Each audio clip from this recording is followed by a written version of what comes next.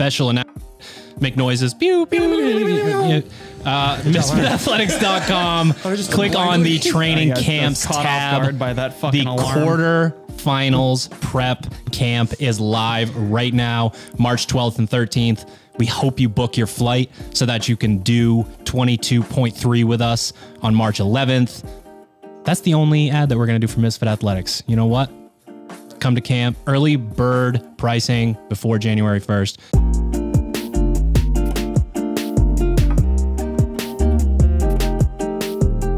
Good morning, Misfits. You are tuning into another episode of the Misfit Podcast. Full goon squad in the house. Ted on the controls. Ultra full. Special guest, Chief Hype Officer of Misfit Gym Portland. Mark, don't call me Quebec. That's right. Is that right? Hell yeah. right. Welcome to the podcast. Yeah. Never said it right once. The nationality on that? Like Slovakian? Yeah.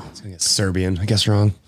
And he has his own last name because of Ellis Island mix-ups. So that's pretty Yeah, cool. I don't even know if that's true, to be honest with you. But It's if fun, you, though, if right? you like research my You should tell the name, people no it's one true. spells it that way. So I'm guessing like people showed up and knocked on the door and they're like, I don't understand what you're saying. This is your last name. This is our best guess at what you're telling us your last name. This is the internet where everything is true. Yeah, there you go. It's we're not here. a proper initiation until we bust out that grip test. Now, ideally, Mark beats Sherb and loses to me. Like that's where I'd like him to slot it. And that's where we really like a guest to slot in. We keep Sherb down at the bottom. So we got to go Sherb, you. I have to People drink first, right? 75 The cups. champ, No. and then the He goes guest. last. Yeah, the guest always goes last. Gotta loosen this bad Betty up. Or tighten it up a little bit. 140.6. Wow. All right. Forty. Congratulations. I don't know, probably. That is pretty high for you. Kilos or grams? Ounces? That means I have to try. I've dropped a few 130s in my day. you could. Yeah, And when's 160s. When's the last time you ate? Yeah. Also, I did eat today. eat, This yeah. could be bad. You're I'm fucked. lethargic. yeah. I'm way too full for this. Ow. Every time. 155. That's pretty good Ow, for me. That's not a guaranteed victory for me. But Walk around. Don't slip again. yeah, It's 7. It's fucking slip it. That's the problem. It's a fucking slip and slide by the time it gets to me. I greased it up for you. Yeah, you did. Ooh. How many solid knuckles one. did you crack there? Oh, daddy, what's up? 170? 173. Wow. Okay. What's up? All right, Mark. You hit that gotta hit start the, button over there. The old 140.6. start button. Huge. You barrier hurdle. idiots left this thing out one day and I've already tested it. Can you get It Sherb? made me very sad. Can you get Sherb though? I did it for a 5 a.m. warm up and I was the saddest one in Ooh, the nervous class. system's Oh, tanked at yikes. 5 a.m. So, Don't worry about I it. mean, that's kind of my prime Yeah, you had spot some- right you there. had some so, snatches. Stronger than Sherb. Get it into your head. Really let it swim around. Yeah. yeah, fuck all of you. 168? Whoa. Oh my goodness. Whoa. I am going to ask, did you have your other hand on there in such a way that was advantageous? Yeah, that's what I'm I'll missing. redo. I'll That's what I'm redo. missing. Yeah, I missed So- a hand. I mean, We're gonna Let's go. Let's I don't go wanna- again. just for fun. I'm not We gonna, need a like- no contact with the Yeah, chair. no- Squeeze as no hard as you can. contact with Only the my because elbow was on the thing. Okay, only yeah, because you let's beat see. me. You do have to go. I did it again. 159. Yeah. Okay, so it's valid. All right. There we go. That's valid. The other one probably was valid. Well, Sherb. wow. Nice Nice snatch work. waves. Still Yeah, came it up. was. It was the Fired up. snatch waves for sure. CNS Oh was my firing on all goodness. cylinders. PR snatch double. Yeah, right? PR snatch double. All right. This week in Misfit, little recap time. So Yep. we obviously know that people listen to the podcast. Like, I don't think we would spend as much time and be in this fancy little studio here with 64 cameras pointing at us if no one watched or listened to the podcast. Yep. But it's really cool to see us take some time last week to talk about the post-activation potentiation where, you know, people are doing the speed back squat work and then doing the seated box jumps.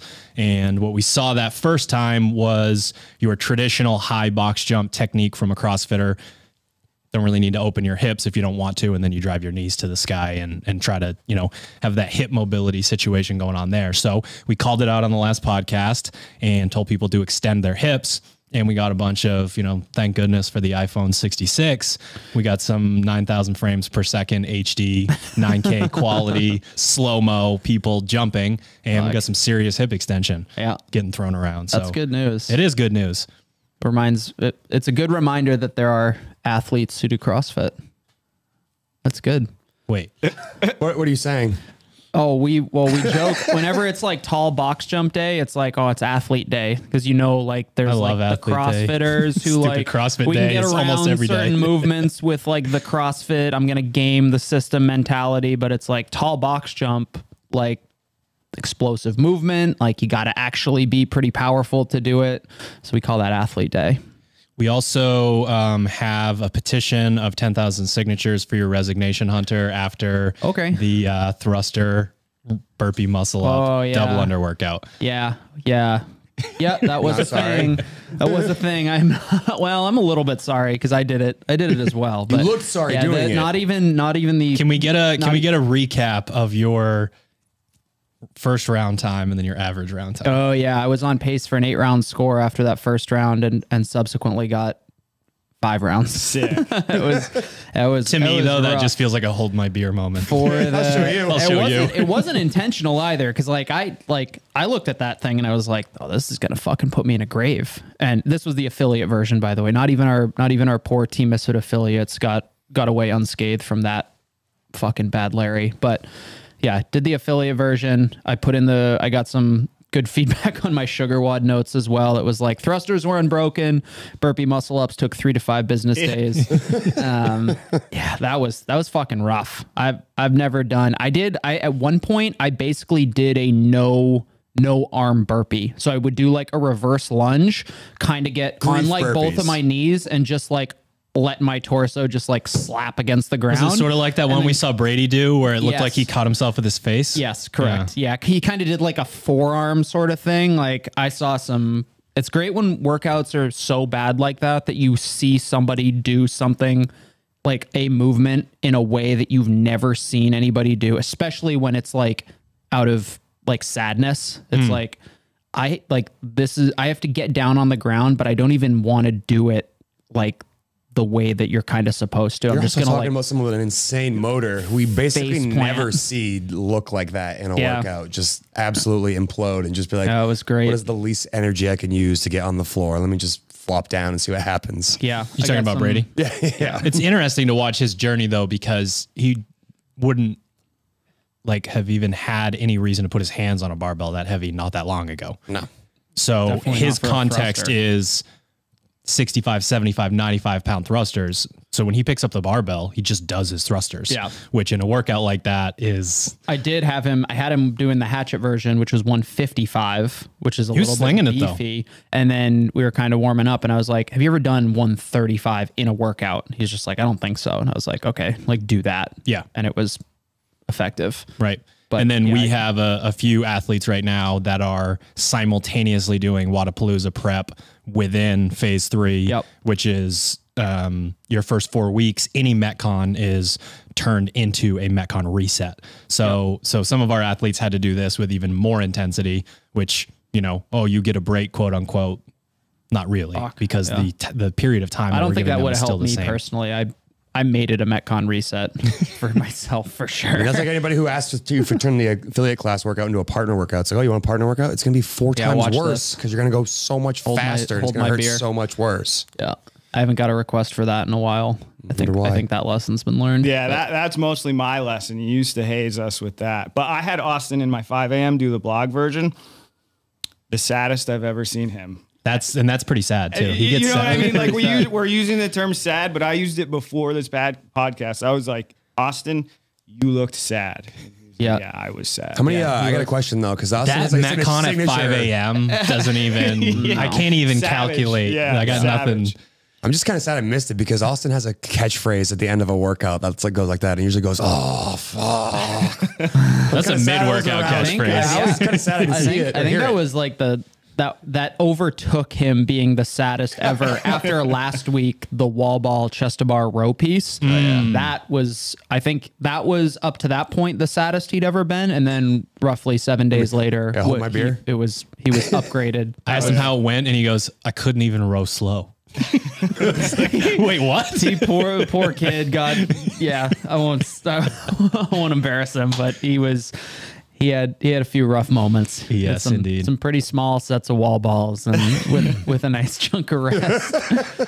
We class did it like because he's 1 day off of like everybody else, and that was another piece that was like MFA and Team Misfit gets their modified version, and he was like, "Oh, I saw them class doing it the other day," and I was like, "Fuck, I should have just jumped in with class that day." Right. He watched everybody do it, and then the next day he did it himself, like between two classes. Right. And everybody was kind of like smiling because they had already done it and they hated it, and then they were watching an elite athlete doing their version and also hating it. So that's how we bring the community to get together around here. Nice bonding moment. Shared suffering is a magical thing. So you're going to be like Nixon and leave, or are you going to be like Trump and say it never happened? There's got to be like a gray area in there somewhere, right? Like, Nixon or Trump, you choose. Yeah, fuck, I don't know. All right, we're going to bail. We're going to bail out of political talk as fast as we got into it. All right, so this episode is sort of a continuation of us talking about the 1 rep max situation. So Ted, do you remember the name of the 1 rep max episode? How to PR your lifts. Got some really good feedback from that, but I got a question directly from a coach saying, love the concept, love the idea. That is not the environment in my space. How do I create that environment? How do I create the environment where people come in and they get excited? And honestly, it seemed very general across the board. It seemed general about we got a long Metcon, or we got a bike day, or we got a lift day. Like, how do you do that? And the first person that came to mind when I thought of this was Mark, just because we solicit a lot of feedback from our members, from other coaches taking classes. You guys do the TMF coaching evaluations, and in terms of sort of energy created in a class and energy brought to a class, Mark is always, sort of the person that's mentioned at the top of that. And that's at 5 a.m. and 6 a.m. Like, so bringing the heat at that time of day when people are full zombie mode coming into the gym, I think, sort of separates you. But before we get into that, I always think it's important for the listeners to sort of get to know the person. So, what is your CrossFit origin story? How did you end up sitting in that seat? So it's a long story. It could probably be its own podcast, but I'll keep it pretty short. We got time. You don't have to keep it short.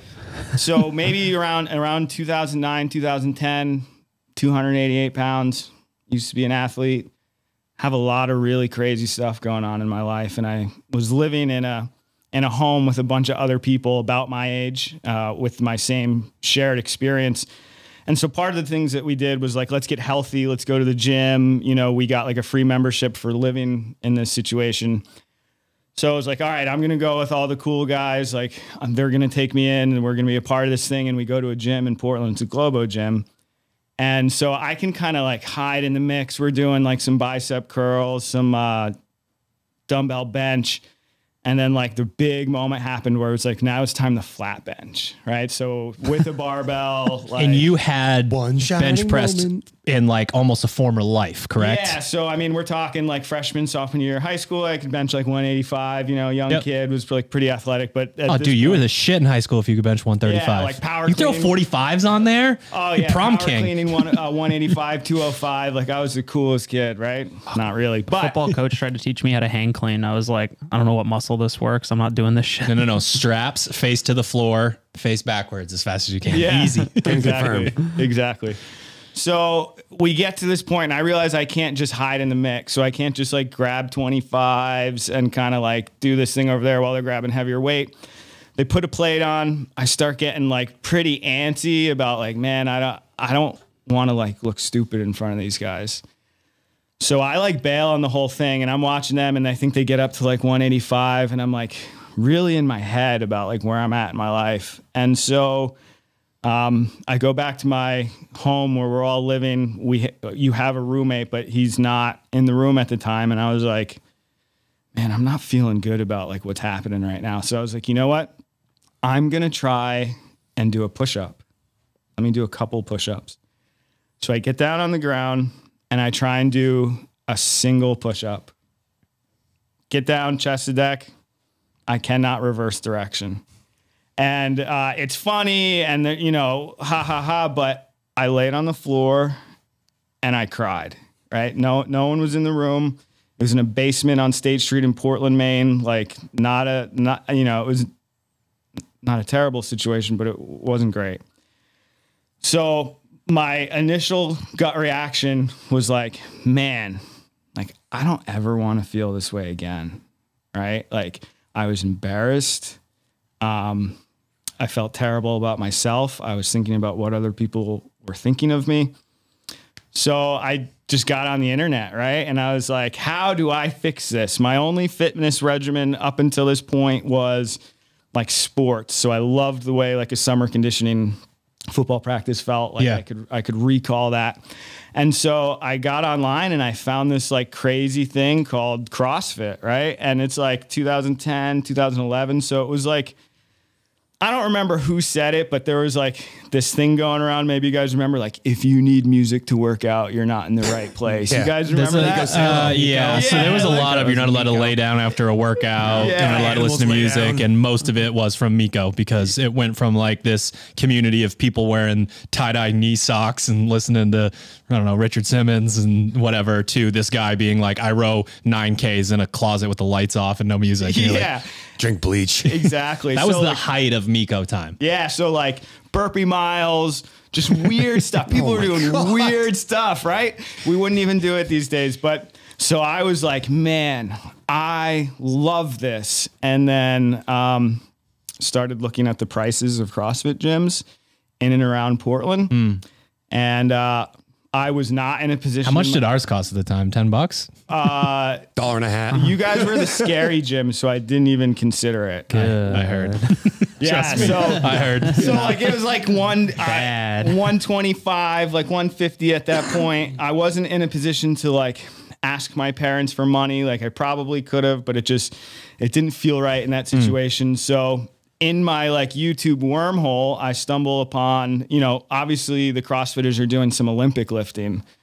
And I'm like, well, you know, the gym down the street has bumper plates and I get a free membership there. And Cal Strength. Yep. Like 2010, 2011, you sit down to YouTube and you put a couple hours in the Cal Strength. Little Donnie Shankle. I just spent way too long watching like, Donnie Shankle. Spencer Mormon, like all those guys cutting their teeth, you know, getting fired up. And I was like, yeah, like I can do this. You know, you can't really do CrossFit in a Globo gym with the bumper plates I could. So I became absolutely passionate about the sport of Olympic lifting. But in that time, CrossFit was like the white whale out there that I wanted to do, but the barrier of entry was just too high for me.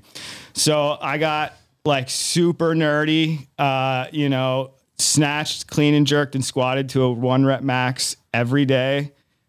Bulgarian. I like it. Did you take 4 naps a day? Bulgarian-ish because I'm a snob about weightlifting, right? So I was like, I was super into it. Like I cut my teeth in all the worst ways, you know, like it wasn't the best way to go about things. And I think that story is very important when we talk about hype because like, ask me like why I'm passionate about CrossFit. Man, I sat on the outside of this thing for a lot of years, like wanting to come into a place like this.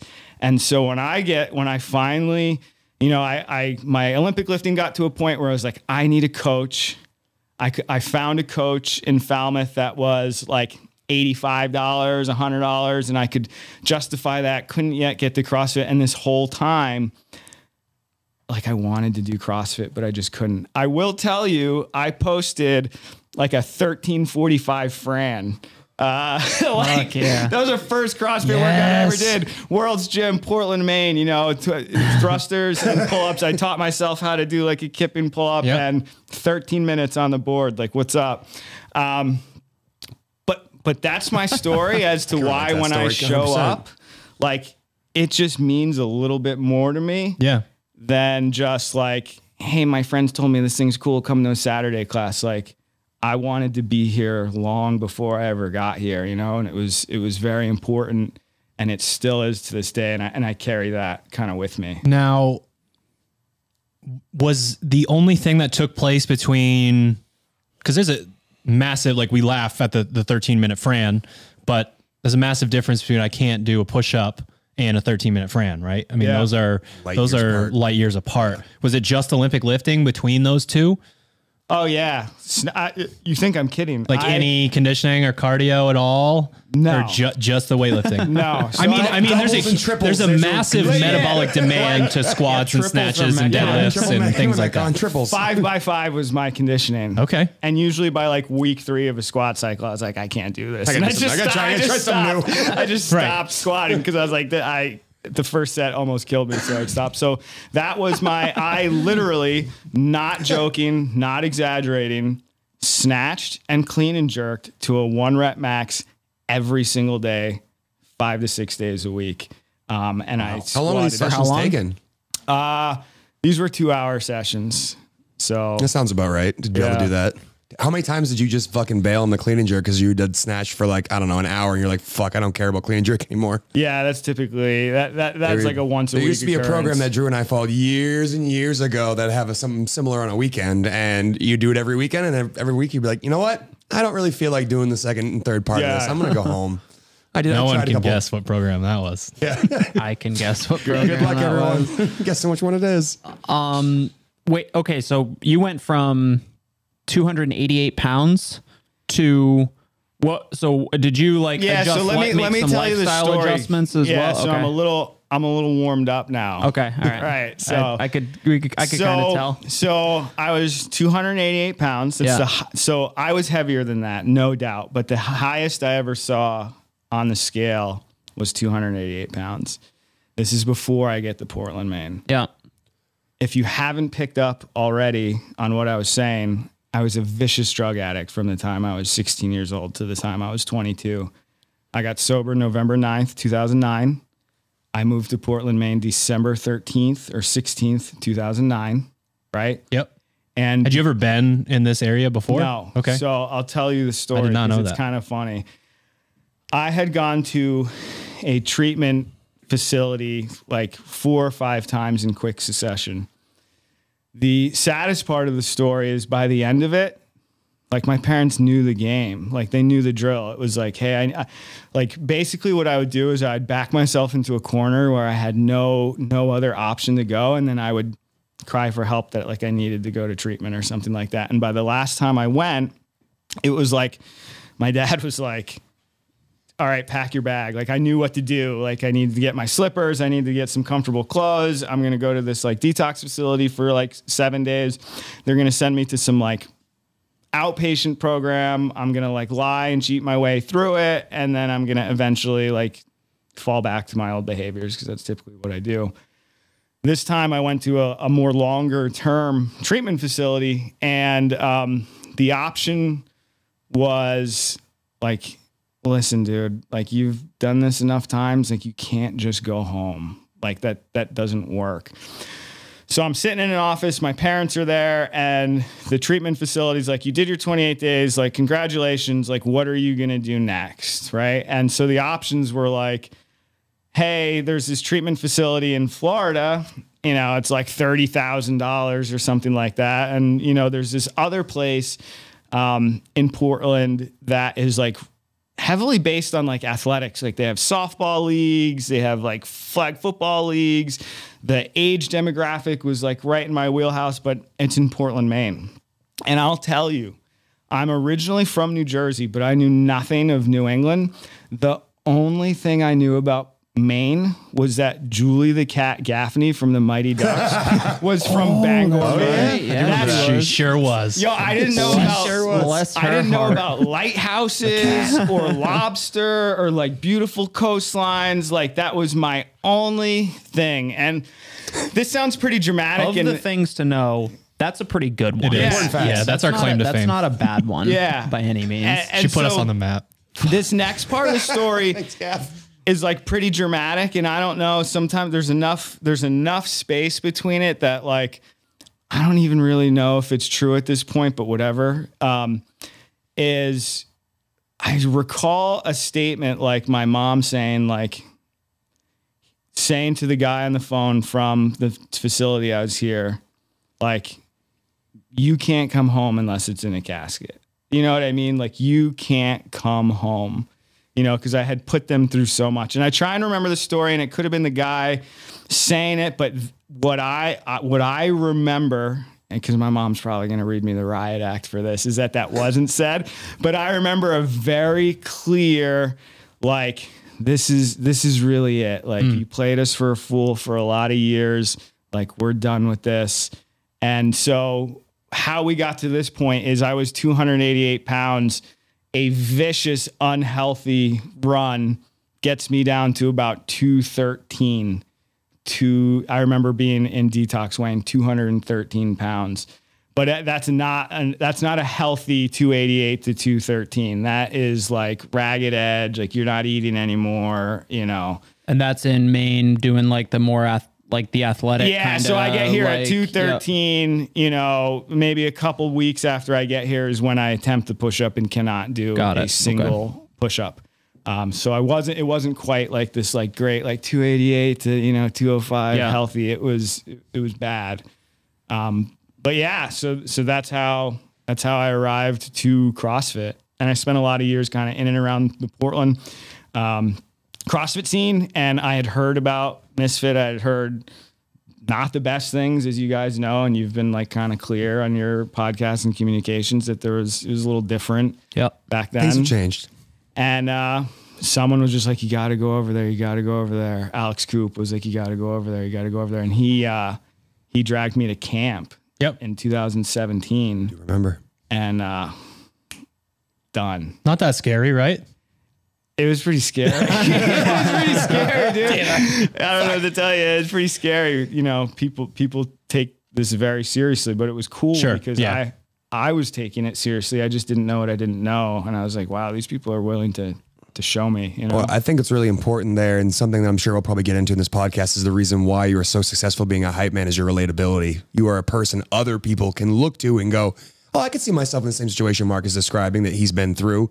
And I think that's one of the things that really stood out to me, kind of observing you coming into our fold, becoming a member here first, and kind of wanting to be a coach here, because you could tell kind of when you started, it was, hey, I want to learn a little bit more. I like CrossFit. This seems like the place to be if you really love CrossFit. Right. But I could tell that the coaching thing was kind of in your back pocket, or back of your mind. And to me, that's what I think really separates you from a lot of coaches that I've seen, that not just at our gym, but worldwide, is just that relatability factor. Like, I'm going to speak to you like a plain human being. Right. We're going to have a normal conversation. And yeah, I can talk to you about the technicalities of what you're doing wrong in your snatch. But like, at the end of the day, you hear a story from someone who's like very relatable, because we all have a friend or a family member who's dealt with some difficult things. And can you call upon their own personal experiences to help, sort of like an empathy bond between you and the people that you're working with day in and day out. So that's kind of what I'm hearing with your story from the beginning here. And I know you've told me before, but just hearing that, like, I've been through some shit. You've been through some shit. Let's come together and have some fun, sweat for an hour, and then do it all again tomorrow. Right. So just a very interesting perspective. And I do think that's kind of what separates you from a lot of people that you meet, is that relatability. Yeah. Also relatable because you can wax me in a workout, like pretty new into CrossFit. Pete, what's up if you're listening? I think what strikes me the most about this, and something that I hope and think has taken place in our country over the last handful of years, is I think there was a sort of a connotation to who a person was and how they ended up in the situations that they were. Me growing up, I had a few friends that went through some similar stuff, and it's, in a place like where Hunter and Ted and I grew up, that's kind of an exile type situation. Like, oh, they're over here now, they live in that world, maybe they're considered a bad person, or, sort of whatever it is. And then so many people have met you and interacted with you and have a personal relationship with you, and then we'll hear this story. Right. And I think that lends a level of empathy to say, you're a good dude, And like, that is the opinion of our entire community. So for you to be able to bring your personality and how you care about other people and how you care about personal relationships, and then you say, this happened to me, I just think it's important to call out, like, people got to understand that these types of things, these types of situations in our country do happen, Right. and they do happen to good people, and shitty stuff happens to good people. And we need examples like this to say, like, hopefully somebody else can maybe get out of the situation. But I know, you know, we just interacted a bunch with the Kiala Foundation, and it's, you know, kind of a similar situation. You hear the stories of these people that are on that island, just completely, you know, truly changing the world.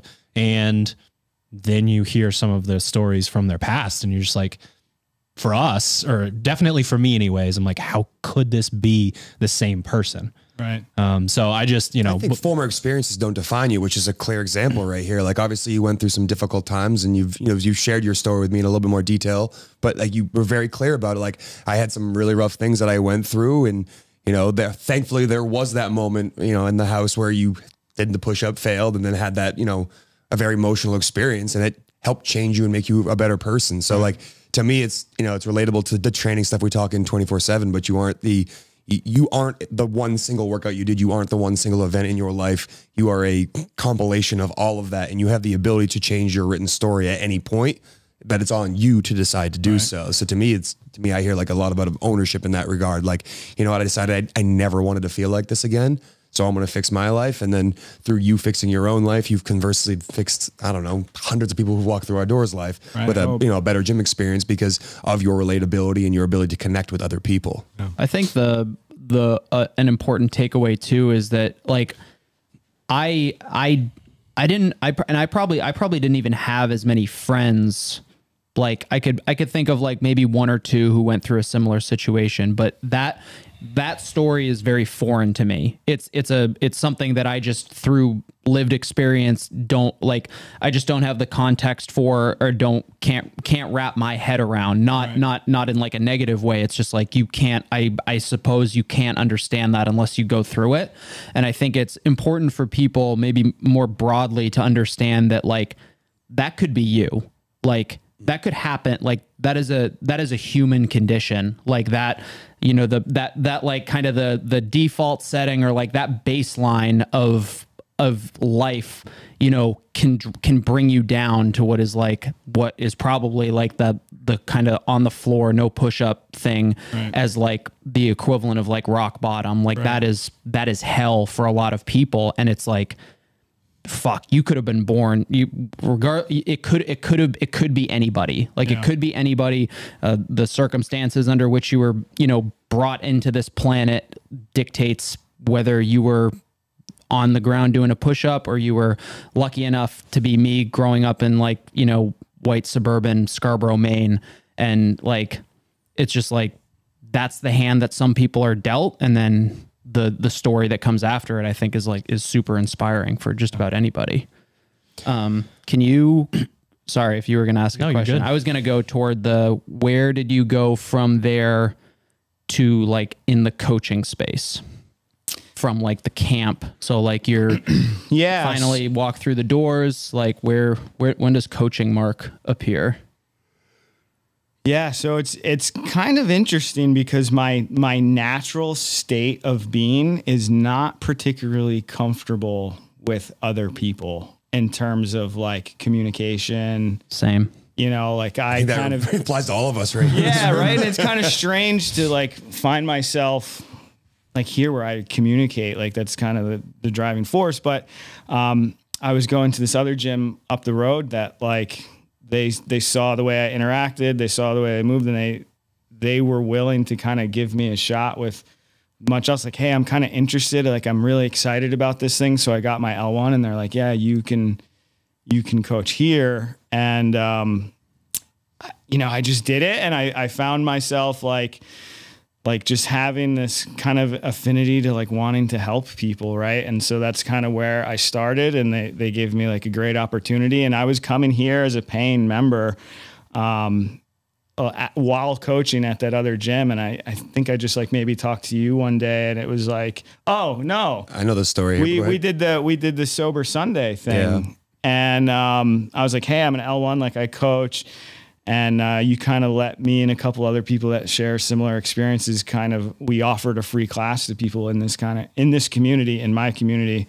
And you were there for, I think, the first one, and you just kind of empowered me to feel like this is maybe something I'm pretty good at. So we have a friend, Alex, who you were just explaining ago, that kind of got you to come to this gym to begin with. But he had a friend that was living in the community, the main sober community, and invited him down to Florida for an event. And there was a great gym that's down in the Miami area that was doing a similar thing. They're like, you know what? We see a community that really needs the benefits of physical exercise, and a lot of science says the dopamine parts of your brain that get scratched when you use drugs, the same thing that happens when you do exercise. He's like, this is working great for our community. We're seeing people now latch on to CrossFit instead of going back into bad habits. So he suggested we bring it up here, and he had a group of friends that he thought would be appropriate to do that with him, and you were one of the names. And the reason I spoke to you was very specifically about one cue you gave in one of those Sober Sunday classes, and you were trying to explain to someone how to do a sumo deadlift high pull correctly, and you used the term angry gorilla. Baby gorilla. Or baby gorilla, sorry. Don't get it wrong, baby gorilla. I don't know, maybe I went angry, but baby gorilla. And the thought in my mind instantly was like, damn it, this dude knows how to communicate to people who have no fucking clue what a sumo deadlift high pull is in a way that's very, very relatable. And I was like, goodness, that's exactly the kind of connection you want to make with an athlete. Something we talk about a lot with Team Misfit gyms. A lot of our cues come from things that aren't necessarily CrossFit, but people can imagine themselves doing outside of a CrossFit gym as a way of connecting the dots between, here's something you've never done before, and here's something I want you to do today.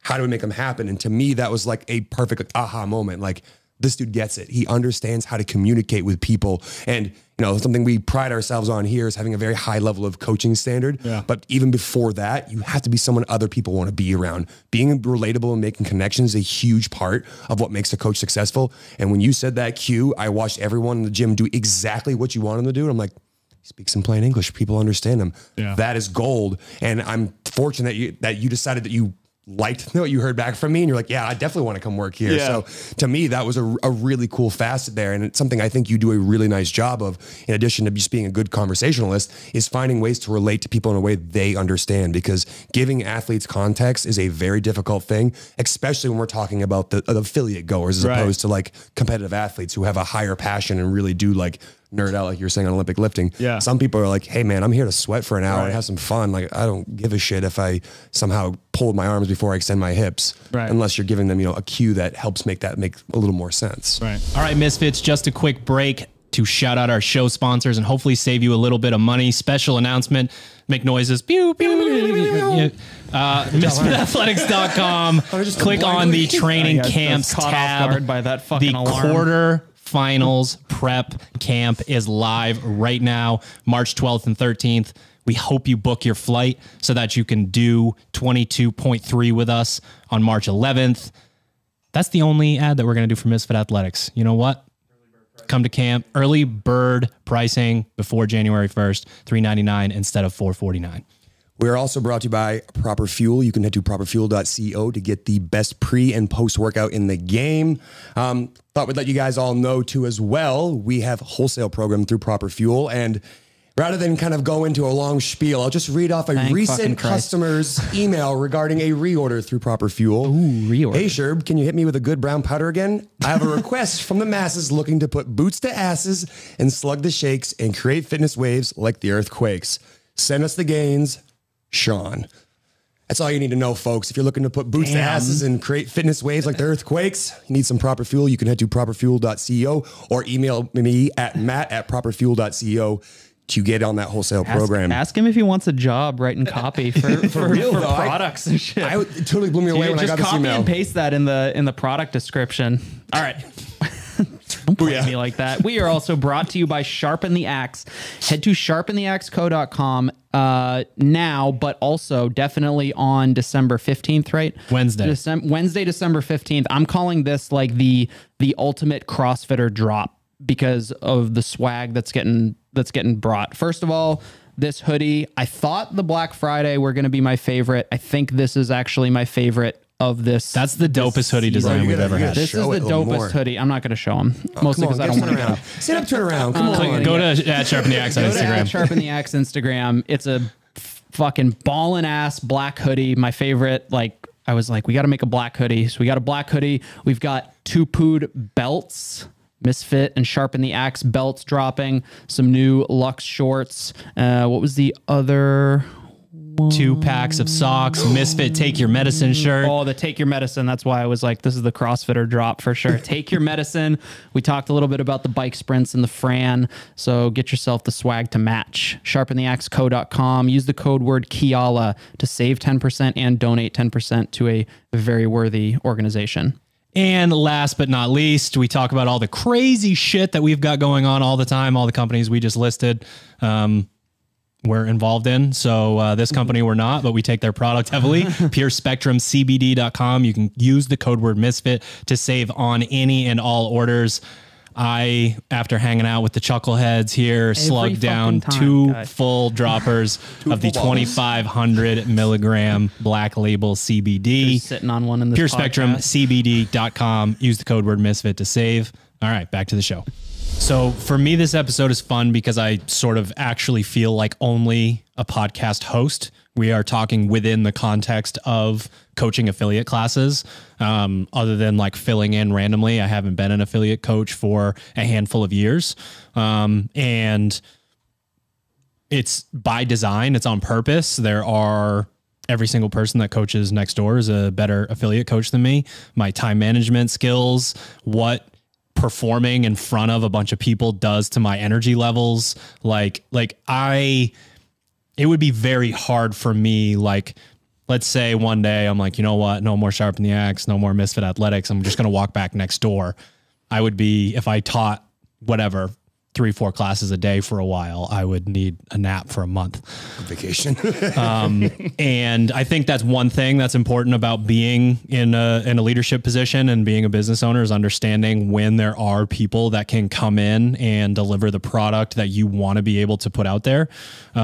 So I want to ask all 3 of you, we'll start with Mark, but I want to ask all 3 of you, like high level, not as much of the nitty gritty yet, but how do you create the environment that you do within the classes for people to come to us and say, I had a blast finding my 1 rep max at 5 a.m. Yeah.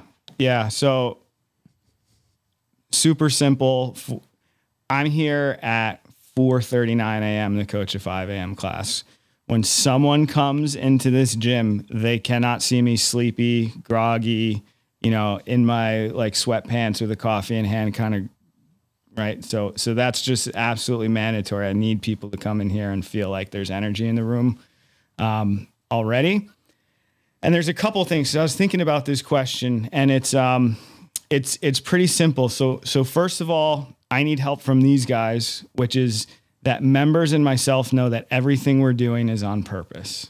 Ooh, right? I like that. And if you don't have that, Team Misfit Gyms, no, but Hey, so we start on it. We test. Everything between test and retest is on purpose. So the scene is already set for me, right? Everything else happens before that moment, right? When we're trying to create a hype moment. And how you do that as a coach is you listen to people when they're done with the workout, listen to them talk to their friend about what they suck at. Listen to them talking to their friend about what they want to get better at. Notice what that person's doing in the corner, what skill they want to do. And you need to find those things and you need to recall those things. So you need to have great communication. You need to be paying attention to what members are doing, not just like, is their backgrounded? Like you need to be watching what they're doing and you need to find those moments where you can make them feel valued. And I don't know who I've impacted in this gym because I feel like it would be pretty vain for me to say like, but I can tell you, I thought of 3 moments that have greatly impacted me as an athlete at Misfit Gym Portland. So any affiliate. First is Hunter at camp. Yeah, check this out. You won't even remember. So coaches, listen to this. He'll never know that this impacted me so much. It's like a light snatch and chest to bar pull-ups. There's a games level athlete there. There's a couple of them. It's camp. And Hunter's flying around because there's like 1 million people. I've taken his classes, but I'm not yet like a full fall in line Hunter guy at this point. And he looks at me.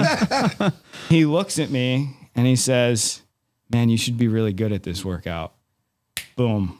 Like, put a helmet on, find me the brick wall. I am forever a Hunter guy now because I felt so valued in that moment that he was going to give me that little nugget because it was a fast, hot workout, and that's like all I can do. I remember the workout. I don't remember. Yeah. So all dude, like in comment. passing over your shoulder, you're like, yeah, you're going to do, this is your workout, right? Boom. There's one different variety. Long assault bike slog. I'm doing the Stevie Wonder, right? I'm like all over the place. I'm very.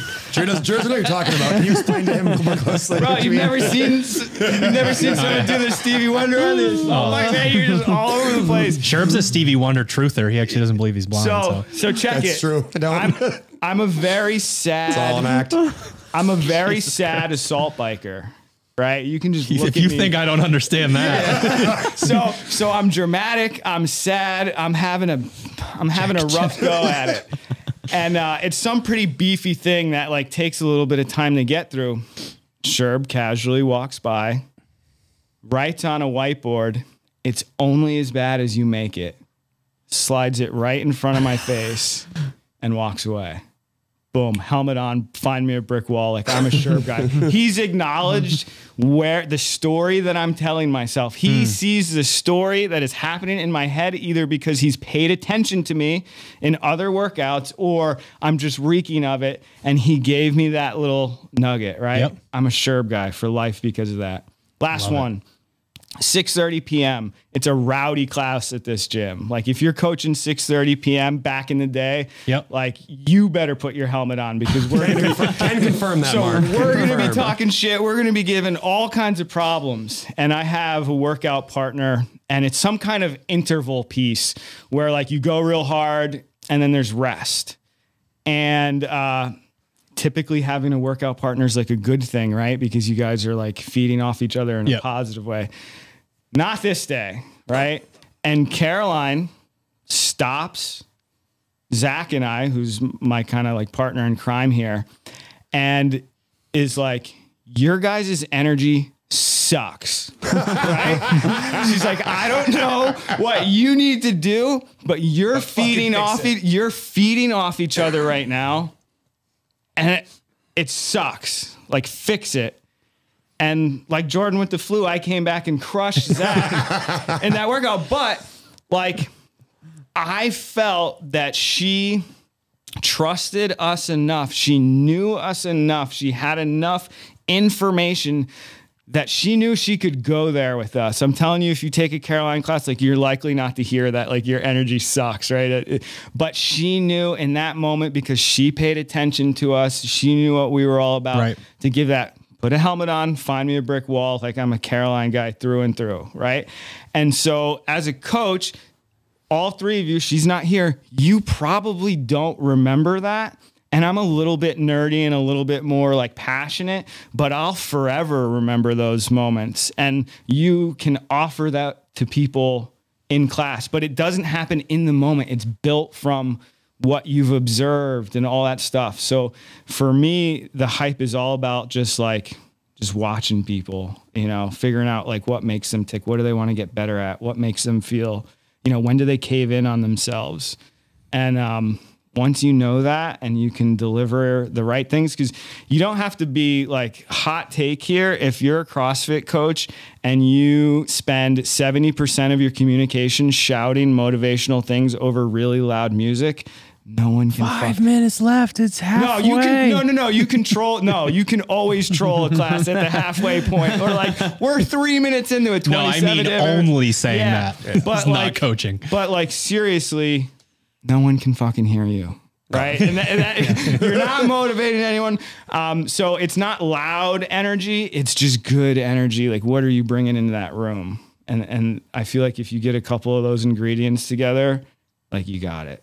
All right, so I'm gonna save my synthesis. I'm gonna let you guys go first. Fuck, I'm gonna put together a jambalaya. 0% chance we can beat that. I was don't like, think oh it- yeah, I got Obviously, just repeating what he says not gonna help. So if you got any okay. plus So- ones, plus twos, plus threes, One thing I really appreciated with Mark was knowing your athletes is a huge part of getting them to be motivated, because that is a huge part of what the coach does or should be doing in class, is taking inventory of ways to motivate people, what they're good at, what they are good at, because then you can kind of find those moments, like you said, where you could tell someone's being a baby, or maybe someone's not bringing the heat they need to bring, and to remind them. But to me, my favorite way to get someone ready for a day like that is like setting the stage before they even get there. So when you said you got to the gym at like 4:39, I love that, because I do the exact same thing. If I'm coaching a class and I know the goal there is to bring the most energy because we've got a max lift or a retest of some sort, I'm literally going to go into the gym before anyone even gets there and set everything out exactly the way I want it. Find the ways to make it feel like a race, or find a situation that creates, this tells a story that an athlete can kind of go through as if they were going to compete at the CrossFit Games, because I do think that environment brings the best out of people. And sometimes that's going to be setting equipment up. Sometimes that's picking the partners based upon, I know who's going to push one another. Right. But just being able to read the room and reading what the gym would need for that day is a huge part of it. So like my favorite day, and everyone can see it in my face, when we have bike sprint day at the gym, I'm going to line up the assault bikes in a very specific fashion. Sometimes it'll be a big circle. Sometimes it'll be head to head bikes, lined up in one another. And then some days it's just a straight row. Everyone's staring at the clock and there's no place to look, but just at the clock in front of you going, all right, I got to go 25 seconds 4 times. Fuck. So to me, that's a huge part of creating that, and showing that you care enough to do something like that helps people be invested, because they see how excited you are about what's about to happen, and you're not even fucking doing the workout. Right. You're just running your yap. But to see the excitement in your eyes as the customer, be able to go in there and see like, the person who's teaching this class is fucking having a ball. I know I'm going to hate this, but at least they're bringing the energy here, and I'm not walking to a stale gym with like soft music playing in the background and things everywhere, and everyone's like in their own little pods somewhere trying to avoid the impending doom that's ahead of them, but creating an environment that welcomes them into being like, all right, we're going to the Terror Dome and I'm ready for it. Right. Yeah, I think my hype. I'm not naturally a very enthusiastic person, and actually, it's funny. Well, it's also funny because I recently I don't think his face moved when he said that. Are we gonna zoom in? I recently took a personality test, and enthusiasm is like an aspect of a larger personality trait, and it was like you are in the 4th percentile of enthusiasm. Is that good? It was Sounds like too high. 4 to 10. It was like 4 to 5? as if I didn't know what that meant. Like, it explains, like, if there were 100 people in the room, you would be less enthusiastic than 96 of them. I was like, good, perfect. Checks out. So, and I think I have, like, you as a coach, you have to understand that every individual views you differently, but in general, you have a persona that, whether what you think you're seen as by other members is probably not what other people see you as. And there's a level of awareness that you have to say, like, okay, so-and-so perceives me as this guy. And you adjust how you interact with individuals based on who they are. Like you said, you have to know kind of what makes them tick. Is this the person that I can Coop? Great example. Coop's not the kind of guy who I'm like going to be trying to fix his deadlift form mid workout. Obviously, safety first, whatever. But he's the kind of guy who I'm going to scream the most obscene, like, at the highest volume possible in his ear, and that bike, the wattage will go up. Like, that's what that kind of guy needs. And then there's the opposite end of the spectrum too. And for me, then it becomes, okay, you have to recognize your own strengths and weaknesses as a coach. My strengths are not the rah-rah, let's be enthusiastic about this. I personally, when it comes to trying to like extract the most out of people on a given day, is the one key is you can't do it every single day to a the maximum level that you want to. It's really difficult to get people just as fired up for their snatch percentage work as it is for the 3x20 cal bike sprint, where it's like, the energy kind of comes with like the anxiety and whatnot that that comes with a workout like that. So for me, my kind of preferred, it might sound a little bit like demonic, but it's almost scaring people into performing. It's like this is going to be really bad, but the tweak is like, but you're here, you're about to do something that's a lot harder than 99% of other people, whether they're in the gym or outside of the gym. I really try to tie in the, like, hey, when you come in here, the shared, the challenges, the shared suffering, the failure, paired with like the, wow, I did really well, or I finally hit that PR or whatever. Those things is kind of the microcosm of life. And I want you to experience the full spectrum of kind of emotions within this class. So I want to make you nervous about the bike sprint, but I'm also going to do my best to, understand what motivates you to ramp that bike up.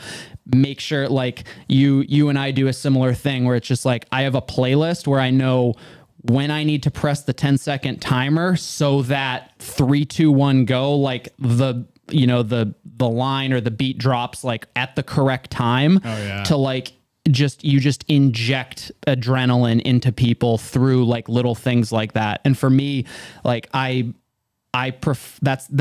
what I'm good at. I understand that probably doesn't resonate with a lot of people, and I try my best to tailor that to those people, like when I'm talking to them individually. But for the hype thing, it's like you create that anxiety. And we've talked about this when it comes to like competition. Adrenaline can be your best friend or your worst enemy.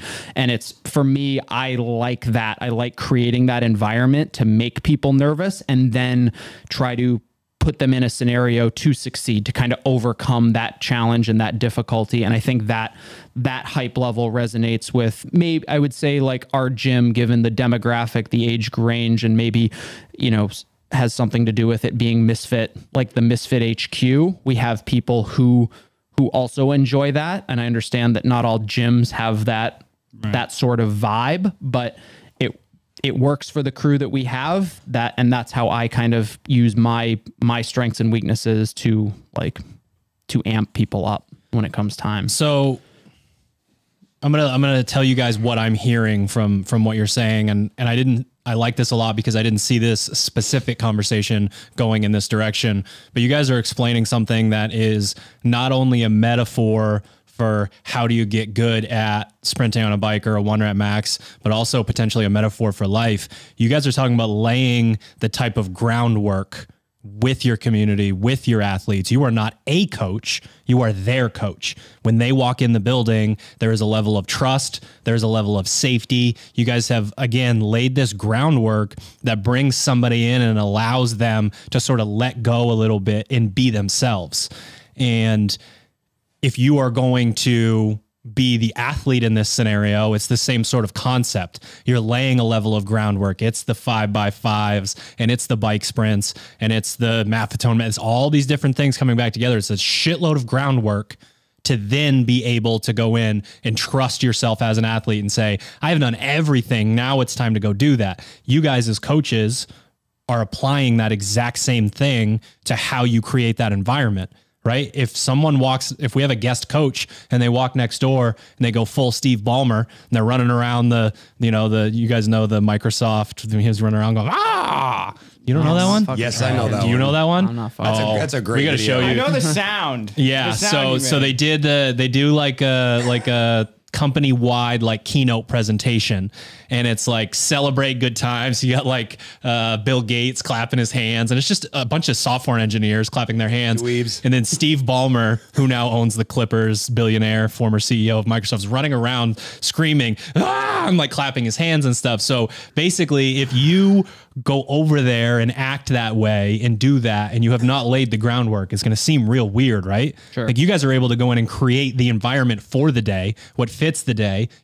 If you guys are acting like that in a 29-minute AMRAP, there might be an issue, right? With the scores. So you guys go in and create a scenario where you can then have an entire group of people who are all completely different from each other show up and feel like, okay, he's going to tell us what energy is supposed to be here today. And I trust him because he not only cares about my fitness, he cares about my well-being. He cares about, like, you know, you guys are all great at asking those, you know, tiny little personal questions, you know, how did Timmy's soccer game go, or whatever it is, the stuff like that. So, to me, that's really what I'm hearing is there's this level of, you don't get to ask for that until you've developed this relationship with your community and your athletes.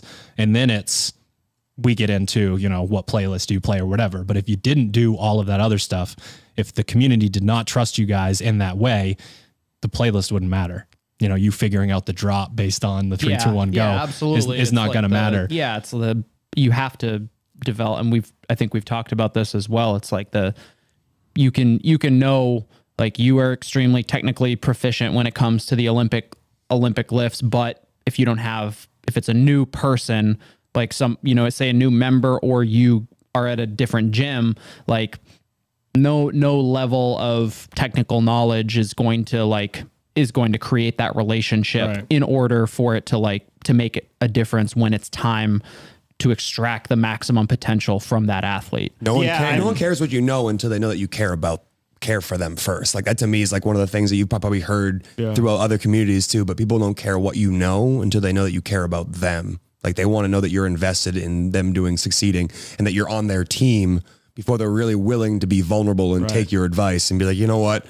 Fuck, I really would like to do this workout 95 pounds so I can stand around a bunch in the middle of it. But Coach Mark said, go 75 pounds because he knows I won't put the bar down. Right. He was right last time. I guess I should listen to him again. And that's how you continue to build that credit with those athletes. Yeah, there's two like really big vibe killers in a CrossFit class, especially when we're talking maximal lifts. Poor music, right? Yeah. Sorry, you know, sure. I coach like pretty frequently, so every now and then I put on like what I want to listen to. But most of the time you got to have a fire playlist, right? That's one that's pretty simple. And then one thing that I struggled with at the start, and I think I'm finally getting better, a vibe killer is overcoaching someone. When it's game done, when you've done the work, you've had 6 or 7 weeks, like, man, sometimes you got to just shut up and let an athlete be an athlete. You know, maybe that's your cue today. Be an athlete, right? And you got to pull back the reins and just let it happen. And I noticed that to be like incredibly successful on maximal effort. Oh, one thing we preach on all the percentage work leading up to a 1 rep max is like, hey, stick with me. Trust me. This percentage work is going to make you a better lifter. It's going to pay off on 1 rep max day. Right. So you're there being critical, giving them X, Y, and Z to think about on each day for that entire phase. And then it's game day. You're doing the same thing again. What was the point of telling them, oh yeah, eventually I'll let you have some fun, but listen to me right now.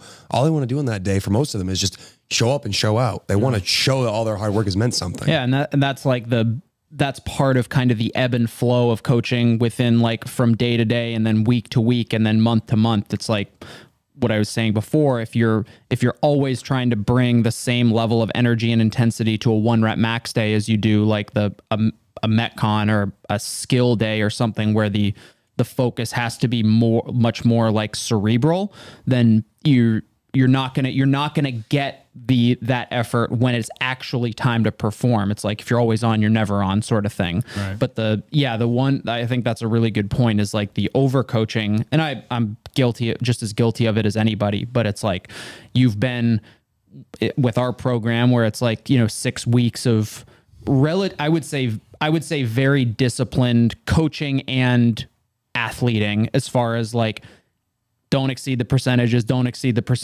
don't, you know, hey, scale appropriately, because that sets people up to, like, when it is retest week or when it is the total or 1 rep max day, whatever it is, like, you've been holding back on the reins for a while. Right. Like, the athlete has to, but they expect you to let go at some point, and you have to know when it's like, okay, I got to let the dogs eat, you know? So, before I have one more question for you guys, but before I do, I think it's important just being, I'm sure we'll probably chuckle at this a little bit, but being on the owner's side. If you are, let's say that you are asking this same question to us via DM and you have a direct financial link to the success of your gym. And because it's community based, the members do not owe you anything. They are customers at your business. Yep. And because this is so community based, and because there are the Christmas parties and the charity, and there's just so many things that can confuse the business side of CrossFit because of how intimate some of the personal relationships can be, that when a member is having a bad day or complaining about a workout or a class or whatever, the owner can have a woe is me sort of moment while coaching. And you have to understand that this idea of laying that groundwork first before being able to really sort of create that level of hype.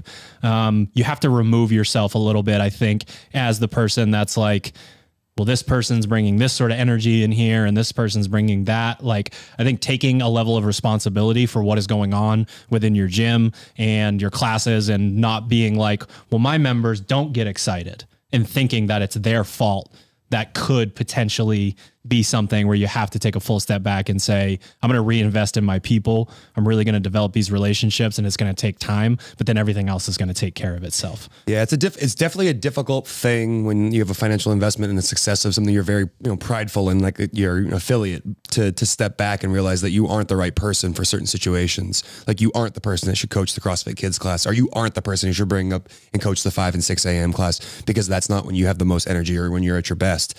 So to me, you have to know that, like, in order for you to succeed in your business, you can't constantly be working in your business. You need to work on your business. So it's important for you at some point in your trajectory is, hey, the guy that opens the doors in the morning, closes them at night, to eventually being the guy that kind of oversees the direction of your gym. Throughout that journey, you're going to have less and less involvement, maybe on the ground floor, but that's because you are, one floor above, trying to make sure that everything is kind of communicated in a way that continues to perpetuate your values and what you've kind of started your business on, but realizing that at some point it's not going to always be your fault if things go some way. If you can find a solution for it, yes, you should still be invested in trying to find those solutions, but putting the right people in place is a very difficult decision as an affiliate owner who's transitioning out of the, hey, I coach 85% of the classes, to, I want this to be the gym that helps me retire someday, or this business. And I don't want to go on too much of a tangent with that. Basically, what I meant is I do think it's possible to be both. I think it's possible to be the type of coach that you guys are and own an affiliate, but you have to, you got to have a couple of different hats, and you got to know when to put them on and when to take them off. And when you're thinking about, again, creating the right environment, it's not, I wish they would just come in here and have a better attitude about everything, because like culture is always top down. Yeah. I think, what I really liked about Mark said earlier about, creating an environment is a lot of the onus was on him. It's like, it's me that is responsible for figuring out, what people like, what motivates them. And to me, that's on you as the coach too, to figure out, like, all right, maybe this isn't my skill set, but what if I farm out these 5 things that it takes up a lot of my time and I give them to somebody else, and now I am able to maybe read up some, or talk to people, or network with somebody else and be like, how are you making this environment in your gym? Or, reaching out to a friend you've met on the road. Hey, how did you do this at your gym? And beg, borrow, and steal is something I really subscribe to when it comes to coaches. Like, there are very relatable cues that you'll hear echoed throughout our gym now about certain movements. Splash. Talking about like ski erg and whatnot, but like silly things like that. Yeah, do it again. A lot of those things do perpetuate or do get spread within the community, but then rises the tide because I heard you say baby girl, I thought it was angry girl, but I've used that cue since because I thought it was very effective. And what does it do? Snaps everybody right in the right spot. There are certain things that other coaches say or other people do that you shouldn't like hold yourself above and be like, oh, just because they said I'm going to use something, I'm going to recreate the wheel. Right. It's like, no, the wheel is great. Find a way to make it your own, but like use that because it can be a very useful tactic. And, it is a tricky thing to be on both sides of the coin, the owner and the coach. But, if you can separate those hats and realize those hats not only require you to do different things, but to have maybe a different personality or to change the way you interact, like, in a coaching atmosphere, you might be very energetic and like in the moment, whereas the owner, you need to like step back and like, all right, I need to like put all these options on the table and like stare at them for a couple of hours before I decide make my mind. So to me, there's a lot about understanding the room. And I really do agree with your point that you can't always be on. That's something I catch myself doing every once in a while, is being, maybe a little too hype when it needs to be more of like, hey, we're talking about something that's going to help you do this, that, or the other better. And it's more important to be focused than excited. Sure. All right. So you've hypothetically magical world, you've laid the groundwork. You've really gotten to know your members. You know what they're trying to get better at. You're trying to push them towards that. There's some, personable connections that you've made. Take me through Mark's 5 a.m. Fran Day class. Give me like a sort of a step-by-step, you know that it's Fran on Wednesday night. You're coming in Thursday morning. What actually takes place within that for the morning people to then report to everybody else that's coming into the gym like, oh, it was awesome, whatever. What actually happens within that class? Yeah, I mean, I have a pretty, I go to it every time, and it's like, as a CrossFitter, you absolutely need to know what's your 2K time, what's your Fran time, right? What's your 2K time? So you're setting the stage with people. You might even set the stage before that day. Oh yeah, like if the class is happening on Wednesday, like on Monday, I'm like, it's Fran week. It is Fran week. Do you ever use the phrase telling your classes, like, I always tell the beginners over there, like when we do Fran on the very last beginner's day, this is like the CrossFit equivalent in the Globo Gym of how much do you bench, dude? Oh yeah. That's basically, yeah. Like who was your first love? What's your Fran time? Like, let's talk about it. What else matters? You know what I mean? Like, for real. Learn a lot about a person. Yeah.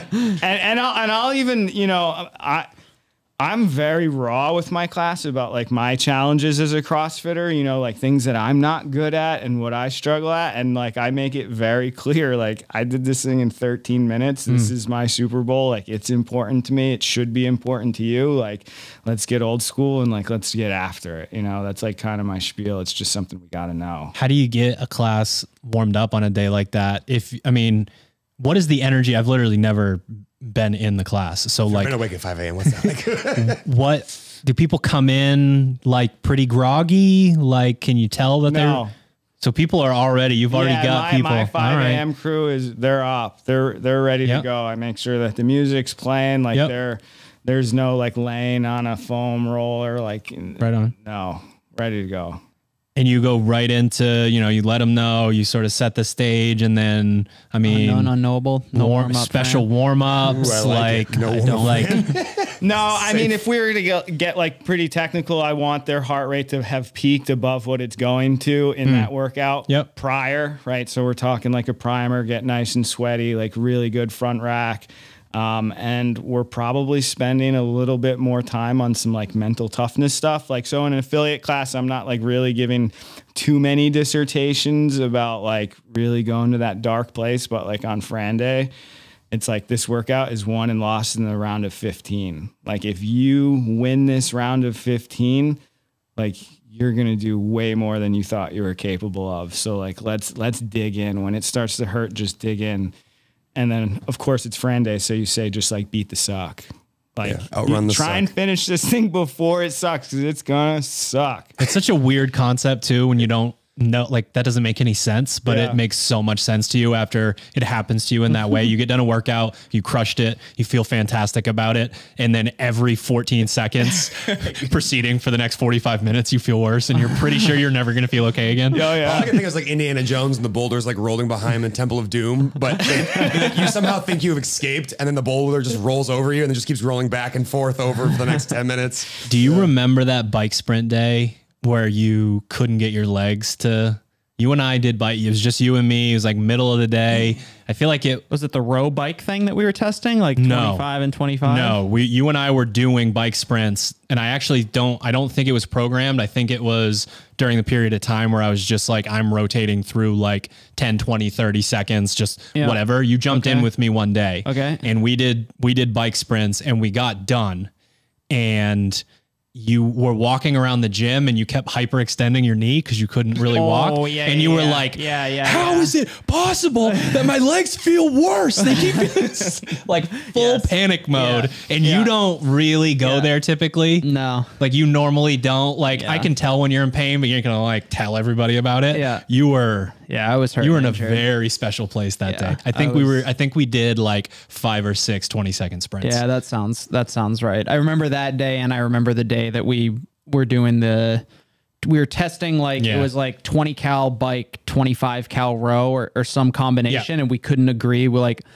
like a standard programming meeting. We were arguing about like 2 1 calorie. calories, like plus or minus in one place. Like I can't possibly. We have the exact same idea, but yours is terrible. Yeah, and then I remember. Yeah, I laid on the ground like I had a t-shirt over my head because I was like, it's too bright, like in this bitch. Like concussion from that workout. Yeah, I love was that. concussed. Yeah, I love it. Yeah. Well, I mean, it's not surprising. There's so many common themes that come up in our community and on this podcast, and there's no your answers were articulate and deep when we were talking about laying that foundation. And then when you guys are talking about the specifics of that given day, you don't have to get, as Hunter would say, wrapped around the axle on that specific day. I think what you guys are saying, if I'm hearing it correctly, is it's way more about setting the tone completely across the board. And then you talked about not giving a speech about how tough, you don't go like David Goggins on them every day at 5 a.m. So when you do, because they trust you, you can get that little extra kick that's in there. And I mean, we got an everything's on purpose dropped in there. We've got, just another way of saying, if you want to be great at CrossFit, if you want to be, this is the cheesiest thing ever, but if you want to be great at life, if you want to be great at coaching, laying that groundwork and going deep and putting in the hours and the work and actually giving a shit about what you do is what's going to make things different.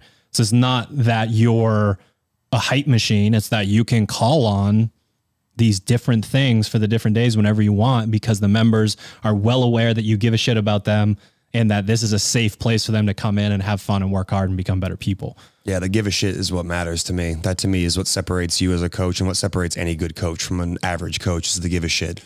To hear you say that you think about this stuff basically 24/7 and you were like knocking on the door trying to get into a CrossFit gym for years just speaks to the amount of passion you have about the sport and the delivery of like both participating and coaching in it. And to me is what separates, again, the average coach from the great coach is the people that are looking to find what is the one tactic or what is the one thing I haven't tried yet?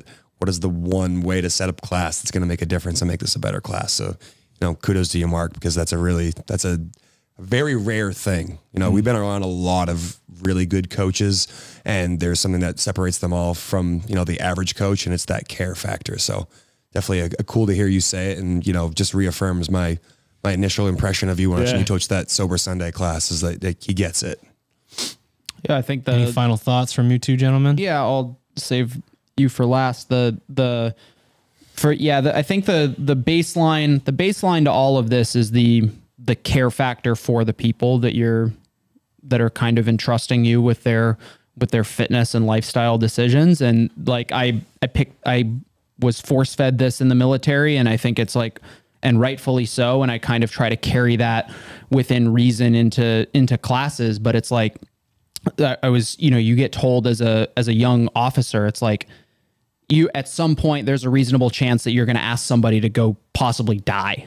So you have to have developed a relationship in such a way that that individual knows they understand what they've signed up for. And for the CrossFitter, like they understand they're joining a gym. They get an idea of what this is. It's not easy. Like, coach is going to hold me to a high standard, but they have my best interest in mind. And the Marine is I know what I signed up for, but I need this person that I'm looking up to have my back and have my best interest in mind. And they're going to do everything that they can to prepare me for the potential moment that I need to do what I signed up for. And that's very extreme. And the CrossFitter, it's like you need to have cultivated that level of trust and responsibility so that person knows, like, when coach is telling me to do this, it's not because he has like some satanic fucking joy for watching me roll around on the floor after bike sprints, which everybody enjoys that a little bit, but definitely enjoy that. Coach gets theirs too. Like that's why, and that's part of the reason we take a lot of pride in like, hey, coaches take class too. If a bike sprint day pops up, coach ain't doing just a lift and heading out for the day. Like you're going to get fucking roasted if there's not a time on the board for your coach. But understand that people are entrusting you to have their best interest and keep them, you know, in the CrossFit sense, safe and healthy. You build that and you facilitate that and you set the stage for that when it comes time to, you know, ask them to reach past what they think they're capable of, or, you know, set the stage for the PR day, the Fran day, whatever it is. Like that has already been, that groundwork has already been laid, and you can just, you press the timer and you're going. Yeah. Got any final thoughts, Mark? No, I really don't have much. It's just that I want someone to come to a class that I've coached and have fun. Maybe it's even the best part of their day, right? Because it is for me. And so many people have, not freely because they were getting paid, but I'll use the phrase, they freely gave me that opportunity. And I think as coaches, we just need to remember, like, that really is the ultimate goal. That person comes in and has the best hour of their day. Kids, stressful job, you know, all kinds of stuff going on. Like, we have the opportunity to really impact people, and I'm sure people have impacted you, you know, and we get to share that. So it's really all I got. True.